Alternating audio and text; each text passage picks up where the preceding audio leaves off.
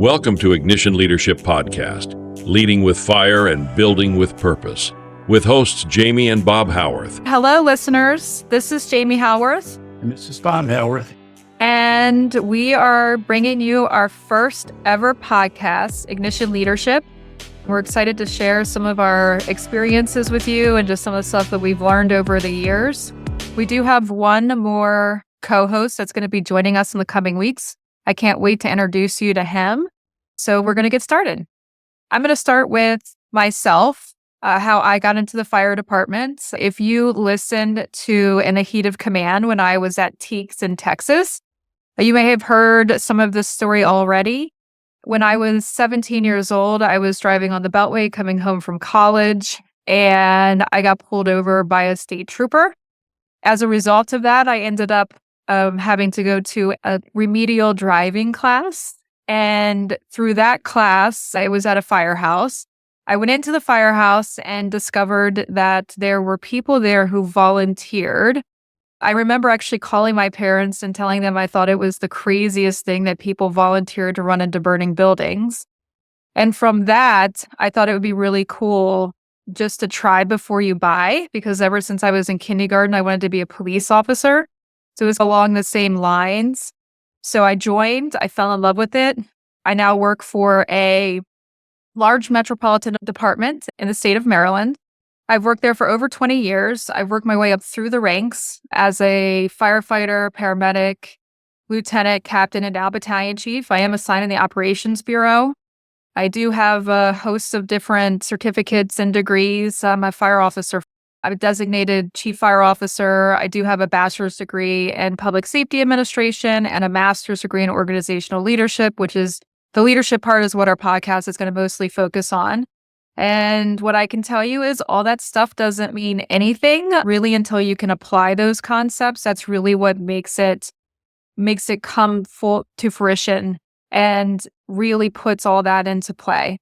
So I'm going to go now to Bob and talk about how he joined the fire service. I am a first generation firefighter. So I think you have a similar story where you're first generation. It's just you may not have been pulled over to get you started. I was not pulled over. I am still a first generation firefighter, but my start does begin a little differently than yours. I was friends with the police, not getting pulled over by the police.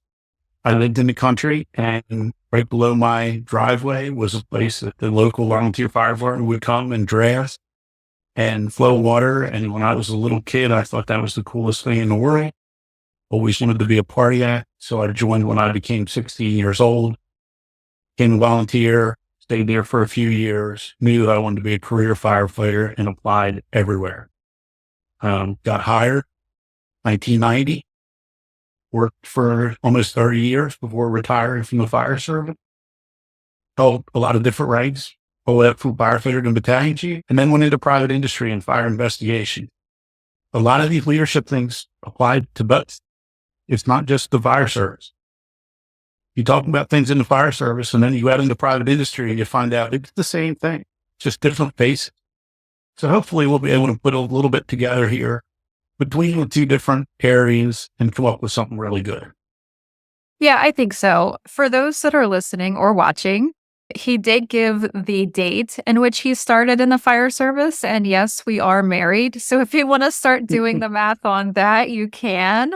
We did meet in the fire service. We did not work together. My number one rule at work is no booty on duty. I think it's a very important rule to have that you share with your crew members. It's a really quick way to get yourself in trouble and potentially fired. We know that there's a ton of people who do meet their spouse in public safety and in the fire service, just try to keep them separate. So we did, and we've been together for about 10 years now. And we have these conversations all the time about leadership. And I really do think I think people will find it interesting to be in our brains a little bit and when we go back and forth about stuff like this. I think you'll find it interesting too, that for the most part, we are on the exact same page. There are little differences that just come from different experience, but 99% of what we believe comes from the exact same space, which is really nice. And the interesting part about that is you had a different career path than I did. you went into investigations, and you did start out as a firefighter like I did, but you also went into special operations, and then you went into fire investigations. And even though it was a little different career path, we still have similar situations or similar stories that we could share where you could apply those concepts and the things that we talk about to the different situations. Yeah, I went through riding an engine truck company when I first came out of fire school. Went to the training academy for a little while, went back to an engine truck company, went to special operations, went back, went to fire investigations, left fire investigations, went actually into information management communications before I retired. So it's a very different approach to the whole career, but it also gave me some very unique experiences in leadership. Yeah, for sure. So what we're going to talk about today is we're going to talk about culture in the fire service, but specifically we're going to talk about metaculture. Funny thing, we were going to Teaks, and I don't usually sit in the middle seat for our listeners. I usually sit either in the aisle or at the window, and Bob always takes one for the team and he sits in the middle. But this time I decided to sit in the middle, and there was a very talkative scholar that sat next to me. And I thought to myself when he sat down, older gentleman, I'm like, oh, he's going to want to talk to me the whole ride from Maryland to Texas. And he did. And I got really great conversation out of him. I actually changed some of my presentation. I presented in Teaks about preserving tradition while moving the culture of the fire service forward. And he thought it was interesting how we tried to apply traditional culture concepts to what is actually a metaculture. And I have never approached it that way, but it really just got my brain moving and going, and I wanted to dive into it as much as I could. So the way he explained it to me, and I did look this up to confirm that it was actually the case, is when you think about a culture is similar beliefs, backgrounds, usually same religion from the same part of the world, small, tight-knit communities. So when you apply traditional concepts to cultures that have that very deep-rooted belief system of religion, of background, of cultural similarities, it's easier for them to jive together. And what he was pointing out is that we are actually considered a metaculture. And what that means is you have the fire service that has now, especially in 2025, has just so many different people with different backgrounds, different religions, come from different places in the world, have different experiences, and then you put them in a firehouse for 24 hours together. And that actually creates a metaculture. So they have all these different backgrounds, but together they create their own subculture, essentially, where they create their own belief system. And I thought that was so interesting because in my department alone, if it's each station that comes up with that, and then each battalion, and then your department as a whole versus jurisdictions that are close to you, the amount of metacultures that we have is a lot compared to the concepts that we're trying to apply it to. And so I thought it's really neat. We need to come up with a different way to approach it, since it's not a traditional culture scenario. So metaculture is really a pretty unique thing when you think about it. And what you were saying, different religion, different background, different. It goes even a lot deeper when you really think about it. It's even different experiences. And the example that I just thought of this today is I now supervise people from states from North Dakota to New York. And a person from Wisconsin has dealt with people a lot differently than a person that has lived in New York City. They have more cheese. Even if they're the same religion, even if they're both a minority, they're both male, they're both female, whatever it is, their experience in dealing with people is very different. And when that person in Wisconsin has to call some professional in New York, the way they deal with each other can be very difficult.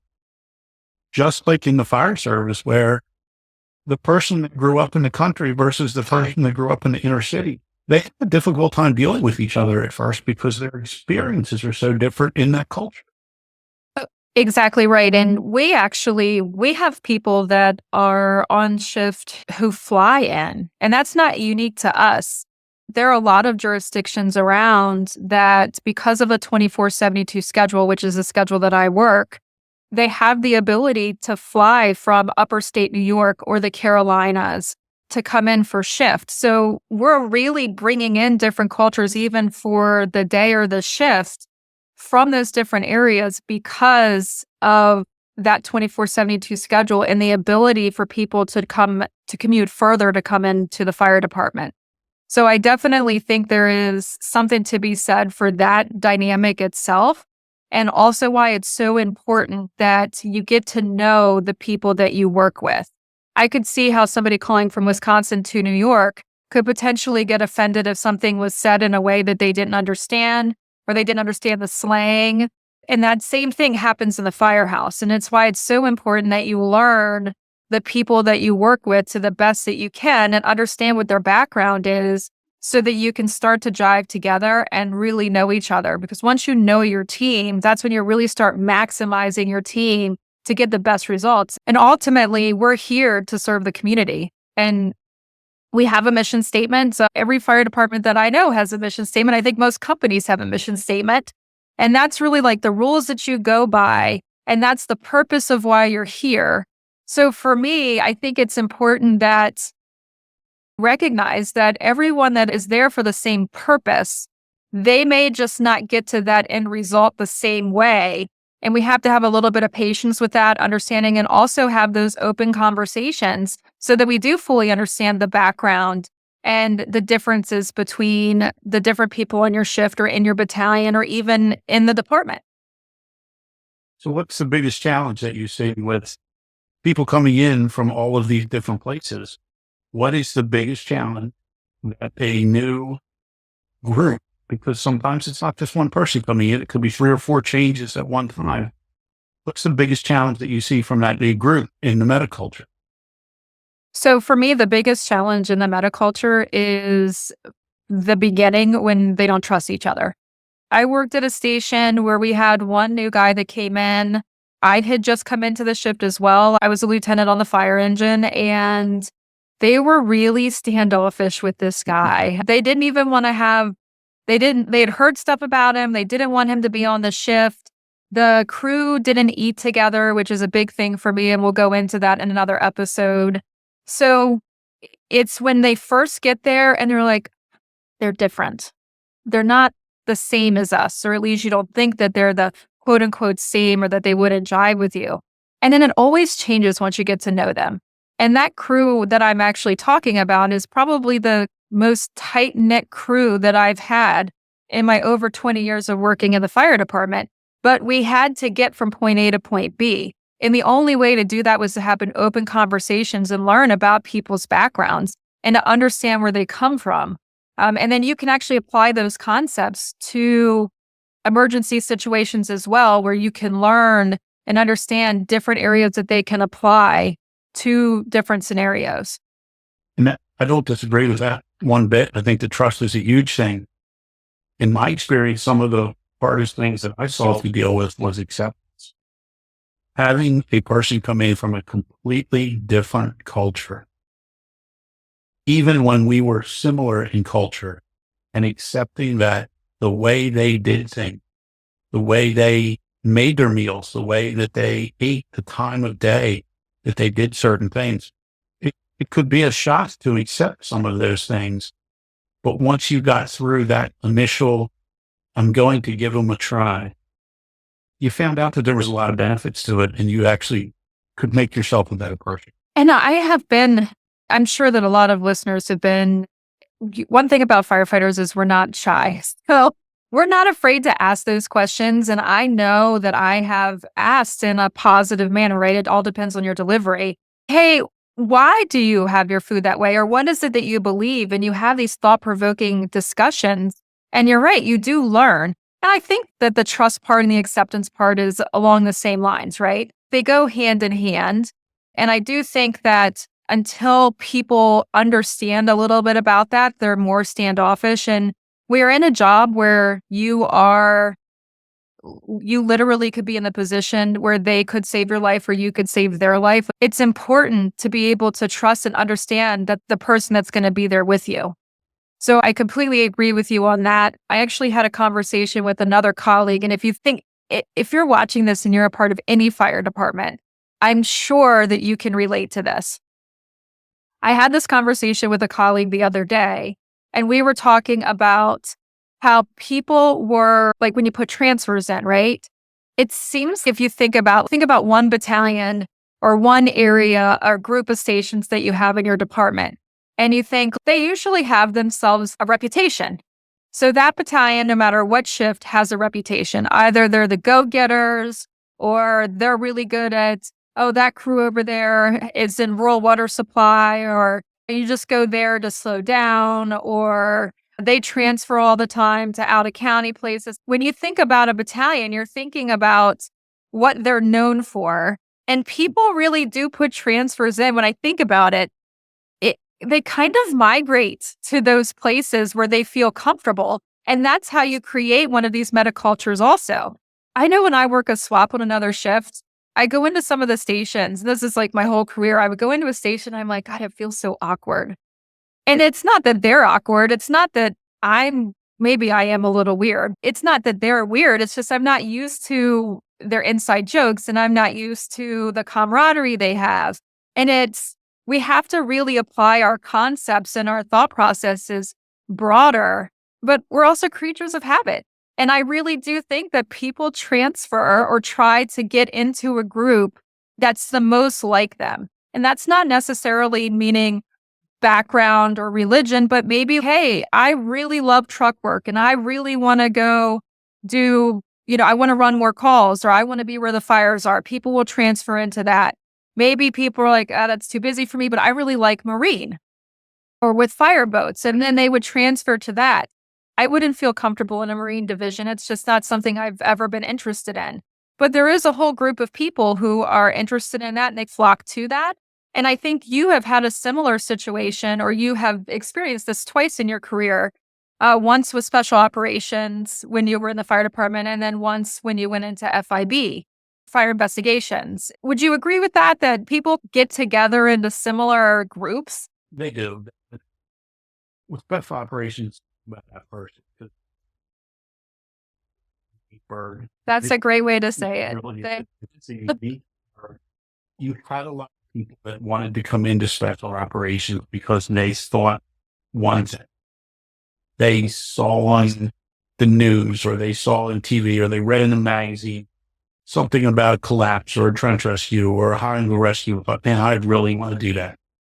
And then every now and then you would get somebody who comes in and says, this is what I want to do. I formed for that. And then they realize all the training you have to do. It's like, why do I have to go through all that training? Because this only happens once in a while and you have to be good at it through training in order to be good on the scene. So there were some people that came in and then left because this wasn't what I expected. I saw some of that in special operations, but I didn't see near the number of people in special operations that I did in fire investigation. In fire investigation, the first thing you had to do was go through the police academy. So you were a fire department employee, went through the police academy, and that was the show. People went through the police academy at 40 years old with a bunch of 21-year-old kids that were in there and they were in perfect shape and they were doing all this, exercising constantly. And then here's a firefighter that comes in and says, hey, I'm not doing that every day. It's just too hard. It's a different culture, right? Like different experiences already. So you invested a lot of money into having people go through the police academy, get their training, do all of those things. And then a year out in the fire investigation unit, and they're saying, I didn't realize it was going to be like this. I want to get back to riding fire. That happened quite a few times, and that was not easy for those people to deal with. Yeah. Some of the happiest people in our fire department, when I was working, didn't like the fact that they had to arrest people. They didn't think that arresting people was going to be as big a deal as it was. So they wanted to go somewhere else. It just wasn't in what they wanted to do. Yeah. And I do think that this is one of the things that I love about this career so much is that there's so much diversity in what you can do in the fire department that for me, and like I said, I actually said this on the previous podcast that I was on a couple weeks ago, where I believe that firefighters innately get bored easily. And if you are in that position where you're like, okay, I've done this for a few years and I just don't feel the spark the same way, just transferring a station and still doing the same job just opens you up again and just really ignites that fire again because it's just something different. And I think that's one of the greatest things about this job is, okay, maybe special operations wasn't for you, but it's not the only thing that we have. Like you said, you were in communications also. We have the training academy. There's so many different things that people can try and do where you can really grow your career path and be purposeful for how you want it to grow. The transfer of stations is a big thing too, because riding the seat on a fire engine, riding the seat on a ladder truck, doing whatever you're going to do, it's the same in each station. You get in, you put your seatbelt on, you put it in drive, you go down the road, whatever. But now your metaculture of that shift in that station is now dealing with a metaculture of people that you didn't deal with before. You could be in an area that was lower income, that when you showed up, they felt like you were there to help them. Or you could be in an area that had a lot of old money, very rich. And when you showed up, they felt like not necessarily that you were there to help them, but that you worked for them. So it's a very different, you're talking about a metaculture, even in society.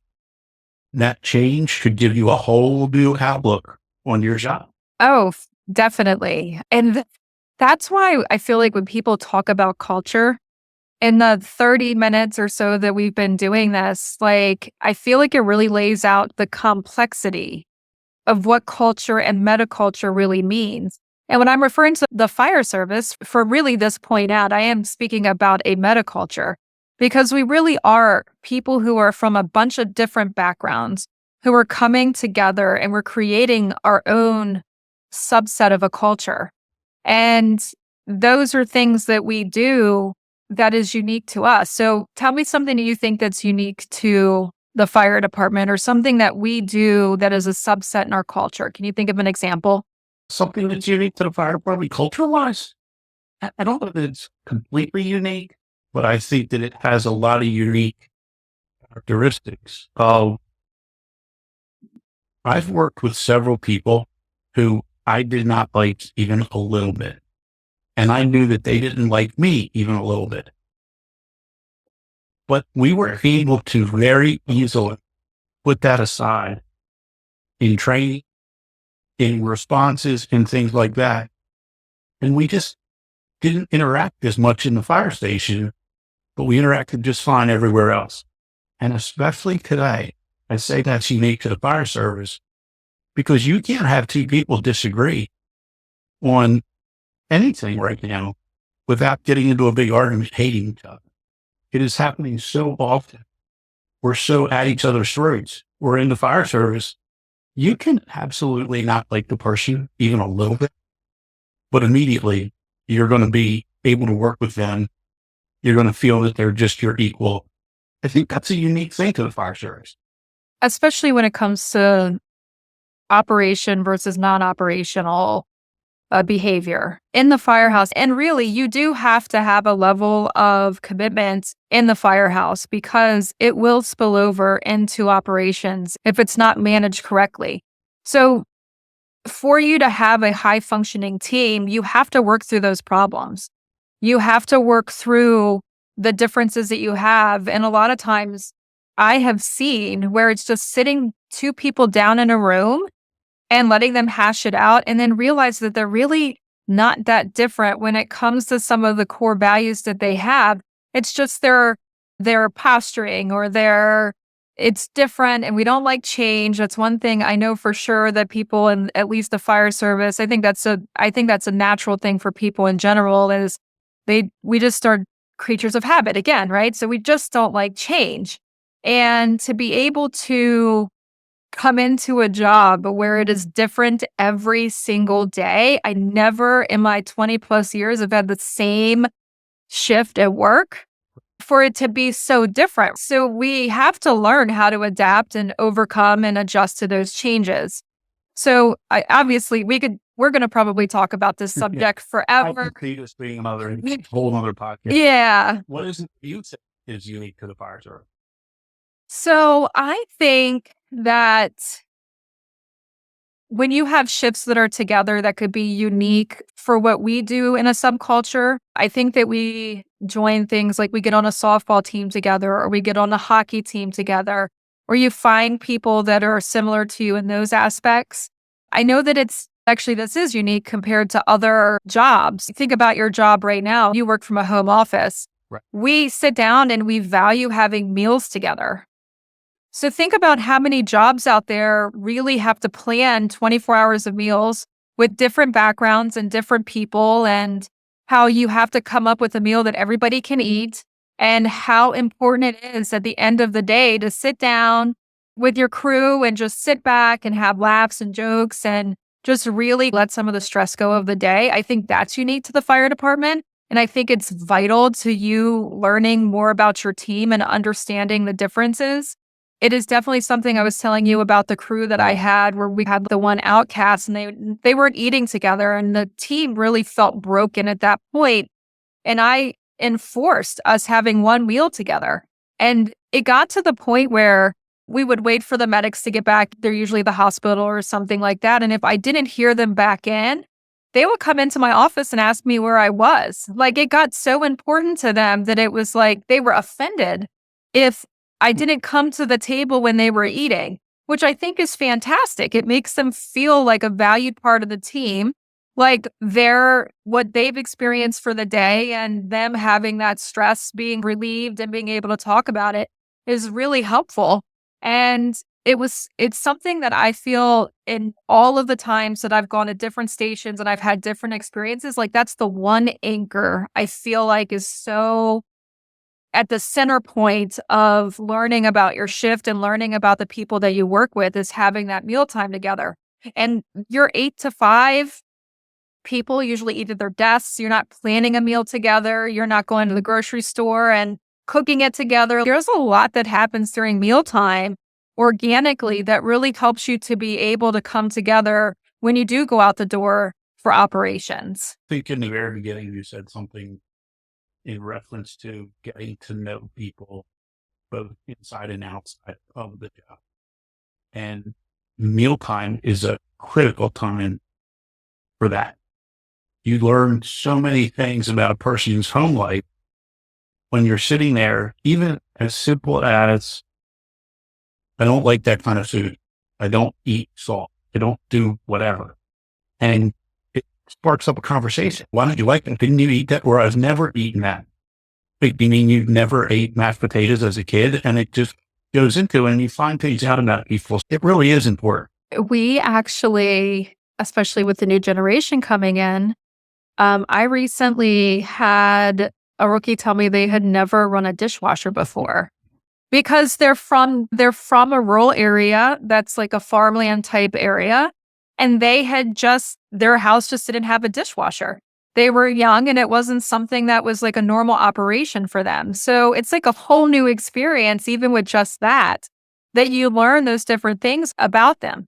The hard worker, they do a great job. It's just a different experience than other people on shift where it's just something they had never been exposed to. Walk into any firehouse. You want to see the differences in culture and the way they came up?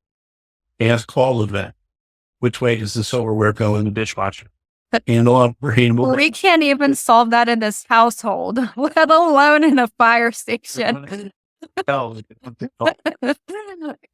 is true. Some of them will say that they've never run a dishwasher before. Right. Some of them will say it's one way or the other. So you're right. I'm of the thought process, just make it all fit, no matter which way it goes in.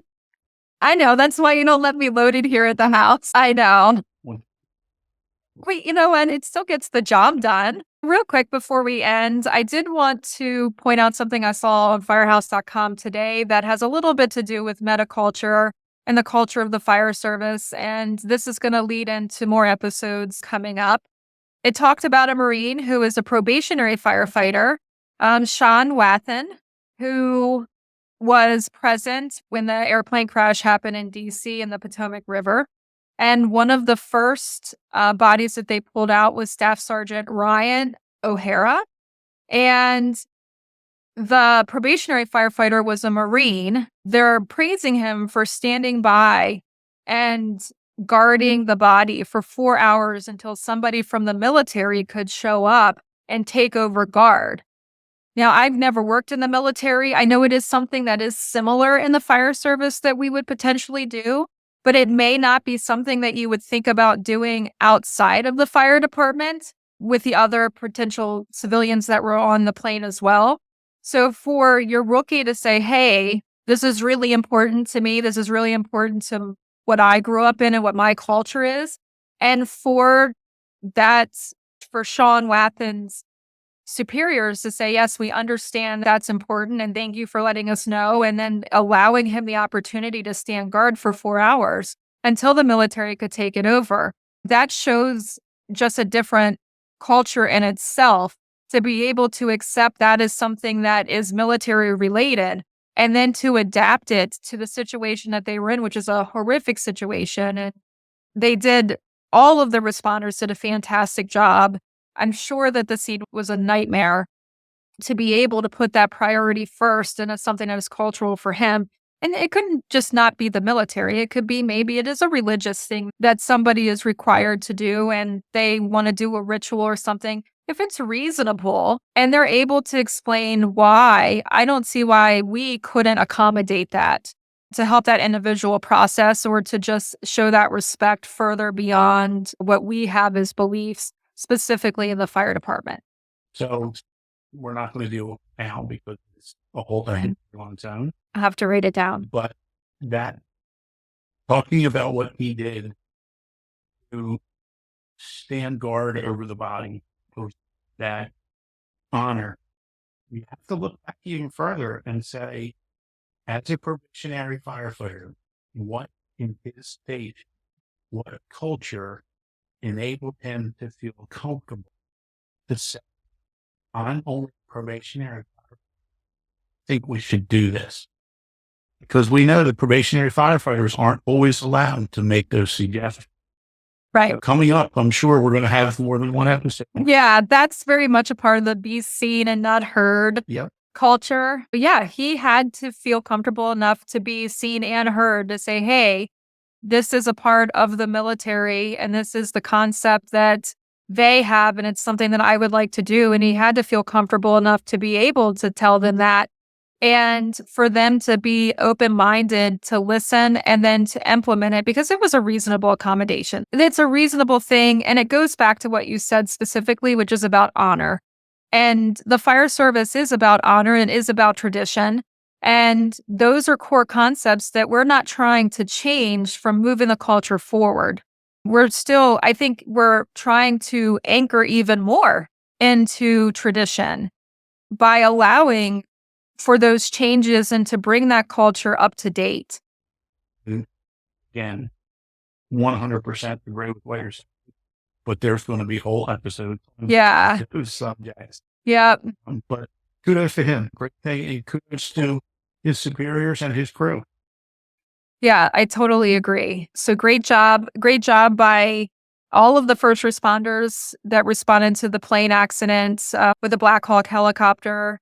It was a really big debris field, and they had to do a lot of stuff to salvage and to check for any survivors. So really just kudos to them for the work that they did on that, and especially for him to be able to stand guard and to give that proper honor to the military personnel. Do you have any final thoughts? This is the end of our first episode. No, I think it's good. We never want to single any one group out. All the responders, no matter where they are, no matter what they're doing, no matter what incident they're on, they're all doing the best they can. And we're going to pay tribute to that with them and try to help everybody make it just a little bit better. Yeah, I agree. And we are career, volunteer, whatever the background is, we're all showing up to respond to the community and ultimately to support the mission. And that's something that I'm going to just keep bringing up because I believe that supporting the mission is so important in what we do. That's why we're here, to respond to the community, to support the community, and to support the mission. That is it, listeners. Thank you for tuning in. I'm really excited for you to meet our third co-host who's going to be with us for a lot of our podcasts. And as you can tell, we have so many topics that we can dive into going forward. We hope that you have a good week and stay safe out there, and we'll see you on the next one.